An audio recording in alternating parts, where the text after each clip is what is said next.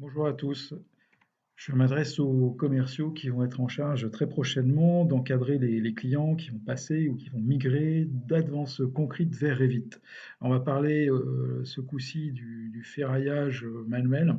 Vous savez que bien sûr on dispose chez Gretec de l'offre Gretec Concrete Design, donc qui permet d'intégrer via finalement Arch hybride les calculs que l'on connaît sur les différents éléments de structure qui sont les poutres, les poteaux et les semelles. Donc là, je ne vais pas en parler ce coup-ci.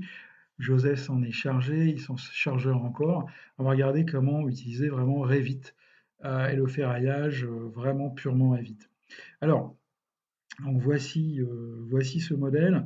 Donc on va s'attaquer à un élément, par exemple, j'ai choisi de vous montrer le ferraillage d'un poteau d'angle comme celui-ci, hein. Vous voyez ce poteau d'angle.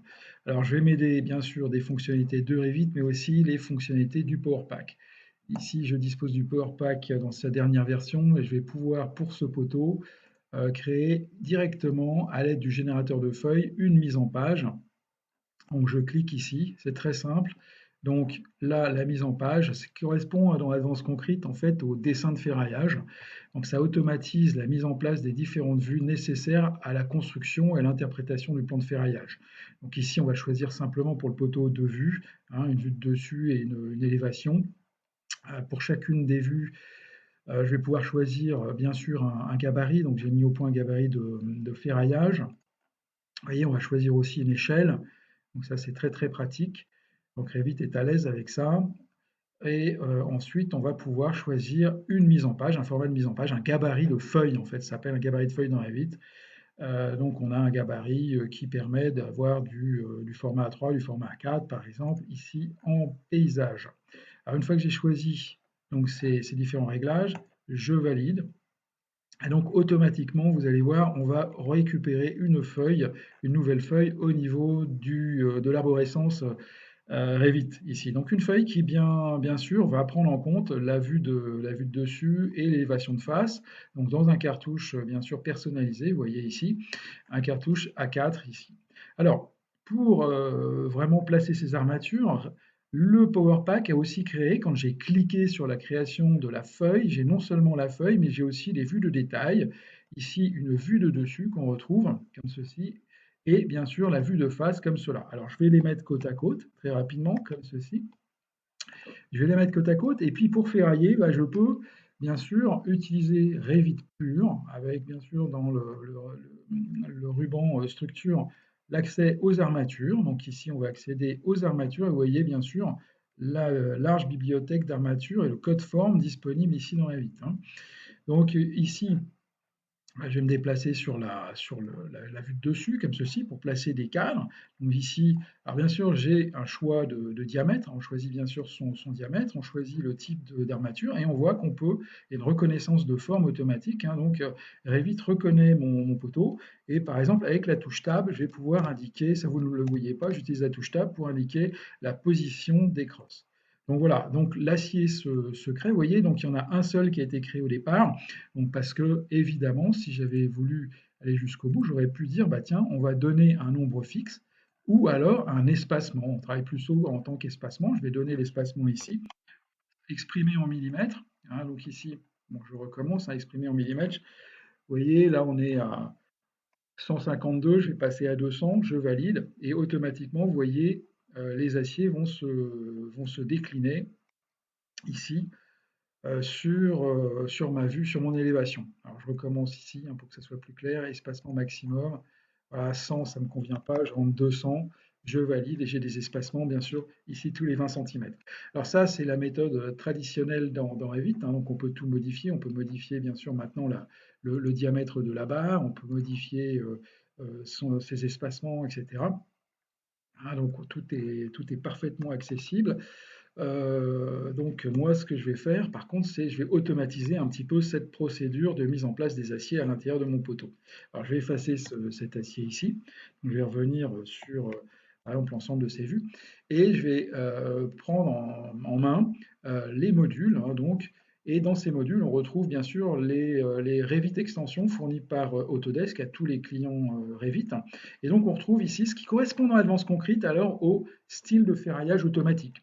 Un style de ferraillage automatique pour les acrotères, les chaînages, on retrouve pour les murs de soutènement, pour les ouvertures dans les réservations, pour les pieux, voire ici pour les têtes de pieux, les poutres, les poteaux, etc. Donc, alors là, je retrouve bien sûr l'application poteau, donc un style de ferraillage poteau fourni par Autodesk.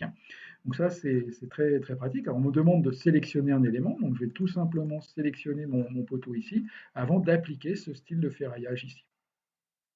Donc voilà, donc la fenêtre va s'ouvre. Alors, décidément, j'ai du mal à sélectionner. Là, je suis sûr d'avoir sélectionné. Je vais chercher mes styles de ferraillage automatique pour les poteaux. Et là, bien, on va voir les différentes fenêtres, en particulier une fenêtre qui va me permettre de choisir. Alors, c'est très pratique, hein. Ça ressemble vraiment au style de ferraillage automatique d'Advanced Concrete.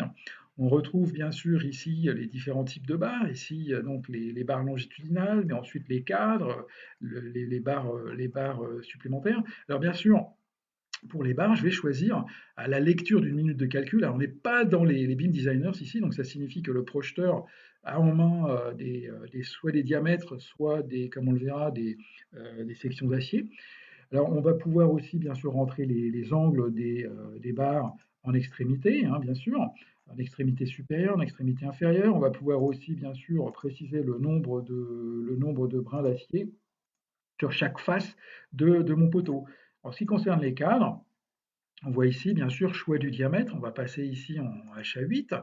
On va pouvoir donner la présence ou non de crochets avec leur angle. Et ici, très intéressant, je vais pouvoir désigner le mode de répartition de ces cadres. Donc, soit une répartition uniforme, soit une répartition, par exemple, en 3 zones, avec pour chacune des zones un espacement et une longueur. Donc voilà, donc c'est très, très rapide. Donc ici, hop. Donc alors attention, simplement faites attention aux unités. Pour les cadres additionnels, on peut aussi, puisqu'on a des aciers à ligaturer, donc on va pouvoir utiliser par exemple les épingles pour ligaturer ces armatures, je crois que c'est obligatoire. Pour les attentes, pareil, hein, on a des options qui permettent de créer des attentes en tête de poteau. Alors aussi, chose très intéressante, ici on a la possibilité de vérifier les densités de section d'acier, hein, donc sur les différents segments de mon élément. Alors, je reviens ici. Hein, donc, alors aussi, ce que j'ai vraiment apprécié, hein, ce que j'apprécie dans la vitre, c'est la possibilité de limiter la présence des armatures transversales, donc des cadres, sous la dalle ou sous la poutre. Hein, sous la dalle ou je dirais même sous les poutres. Donc, en fonction de la géométrie vraiment du modèle 3D, on va tenir compte de la position des cadres. Alors là, je valide comme ceci, vous voyez, donc la cage d'armature se crée. Donc voilà, la cage d'armature secret, on l'a, ça y est, c'est fini. Donc on peut regarder sur la feuille, hein, au niveau de la feuille, bien sûr, la cage d'armature est complète. Je reviens aussi sur le modèle 3D, ici sur la vue 3D, pour vous montrer simplement que ici, alors les aciers ne sont pas forcément visibles, et je peux utiliser mon Power Pack, là encore, enfin notre Power Pack, ici. Alors cette fois-ci sur la visibilité des armatures, on va pouvoir demander à voir ici les armatures, comme ceci, sur toutes les vues du projet. Donc c'est extrêmement, extrêmement pratique, ça évite pas mal de manip par rapport à un Revit pur.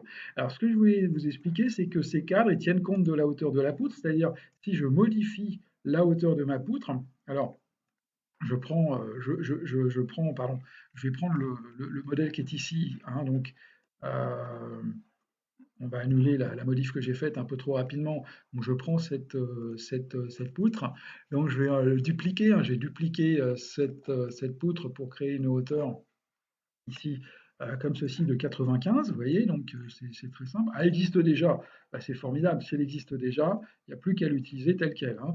Donc si elle existe déjà, je prends la hauteur de 95, voilà, elle est là. Et donc vous allez voir que là, le programme va automatiquement me mettre à jour la position de mes aciers transversaux, donc sans aucune retouche. Donc ça évite évidemment les étourderies, on est en plein dans les intérêts du BIM. Hein, donc ici, vous allez voir, la poutre a été modifiée, c'est le cas, et automatiquement, les cadres aussi se déplacent pour respecter leurs dispositions par rapport à cette retombée. Voilà, donc j'annule, hein, par exemple, voilà, on voit tout de suite ce qui s'est passé, vous voyez, hein, donc la modification de la hauteur de répartition de ces cadres. Alors maintenant, bon, bah, il s'agit d'habiller un petit peu tout ça, hein, donc pour habiller les vues, bah, pour l'instant, bah, c'est vrai que Revit est un petit peu pauvre. Alors là, je vais faire appel encore à notre Power Pack, avec en particulier le gestionnaire de famille. Le gestionnaire de famille qui va me permettre d'accéder à toute une série de belles annotations. Alors au passage, hein, les annotations que Revit fournit, enfin que, non pas que Revit, mais que Gretec fournit à tous ses clients, qui ont droit au moins au Power Pack. Donc de belles étiquettes pour les dalles, pour les poutres, pour les poteaux, et aussi des étiquettes pour le ferraillage. Hein, donc toutes ces étiquettes-là, bah, alors elles sont fournies et aussi elles sont éditables, hein. Donc chaque client peut venir ici éditer. Je ne sais pas si vous la voyez en dessous. Voilà, les étiquettes sont là, hein. Donc on peut les modifier, les remplacer, les copier, peut-être utiliser ces étiquettes pour personnaliser ses propres symboles de barre. Alors ceux-là, je vais les charger, donc je les charge dans le projet. Voilà, donc les 5 étiquettes ici vont être chargées dans le projet. C'est extrêmement rapide. Donc voilà, donc je parlais d'étiquettes éditables. Donc chaque utilisateur va pouvoir modifier, hein. Donc ça ressemble vraiment euh, à des blocs comme on avait dans le temps sur AutoCAD. Donc ici, on retrouve tous les attributs, hein, donc les diamètres, les matériaux. Donc chacun peut personnaliser tout ça de manière très rapide. Alors, je vais fermer cette étiquette-là. Je vais simplement préciser à Revit maintenant, dans le ruban annoté, qu'au niveau des étiquettes, en ce qui concerne les armatures, donc les armatures à béton, bah, je vais utiliser alors une des étiquettes, bah, enfin une des étiquettes bien sûr disponibles, hein, tantôt les étiquettes Revit, tantôt les étiquettes Gretec. Donc je les vois ici, c'est celle dont le préfixe est un G comme ceci. Donc je valide, et là bien sûr je vais pouvoir étiqueter très rapidement ici, hein, donc mes barres. Donc, on le voit, donc ici les barres médianes par exemple, ou les barres externes de mon poteau. Hein, de la même manière, dans le Power Pack, on a un certain nombre, pardon, dans le Power Pack, on a un certain nombre d'outils de cotation. Hein, donc on peut coter les armatures, hein, comme ceci. Hein, donc je vais sélectionner un certain nombre d'armatures, comme ceci, comme cela. Une fois que j'ai fait mon choix, je termine ici. Et toutes ces cotations, bien sûr, là, ici, les cotations de répartition, je les ai sélectionnées. Je prends uniquement mes cotes, bien sûr, et je viens les déplacer à l'extérieur. Vous voyez, donc je cote mes répartitions ici sur la hauteur de mon poteau. Hein, pareil sur la vue de dessus, on a toute latitude pour venir étiqueter avec toujours le ruban annoté ici, donc les étiquettes. Je vais pouvoir étiqueter ici les différents aciers qui sont impliqués dans le ferrage. Alors, Revit permet aussi un système d'alignement ici, hein, vous voyez, pour avoir un dessin tout propre. Alors voilà, hein, donc le travail se fait très rapidement, la feuille est mise à jour, bien sûr, hein, j'ai aucun souci, la feuille se met à jour. J'ai maintenant simplement à générer une nomenclature. Alors pour gérer une nomenclature, bah, je vais prendre une nomenclature d'armature. Ah, donc je peux la faire glisser directement ici sur mon projet. Donc c'est extrêmement rapide, enfin sur ma feuille. Donc ces nomenclatures, bah, elles sont aussi totalement personnalisables hein, dans Revit, hein. Ici, j'ai double-cliqué dessus. Donc on voit bien sûr la composition, c'est un peu comme dans un tableur, on est vraiment comme dans un tableur, avec différentes colonnes, avec le numéro, la quantité, le matériau, le diamètre. Et c'est vraiment très très simple d'agir. Enfin, c'est simple, disons, hein, on ne va pas dire très, mais c'est simple. Il suffit de dire, voilà, par exemple, je viens dans la fenêtre de propriété rajouter des champs, et ici, j'ai accès à tous les paramètres disponibles pour l'armature à béton. Donc, en l'occurrence, bah, ce qui me manque, c'est les longueurs de barre, hein, ici. Bêtement, les longueurs de barre, bah, je vois que enfin, le paramètre est disponible. Je vais en faire bien sûr une colonne, comme ceci.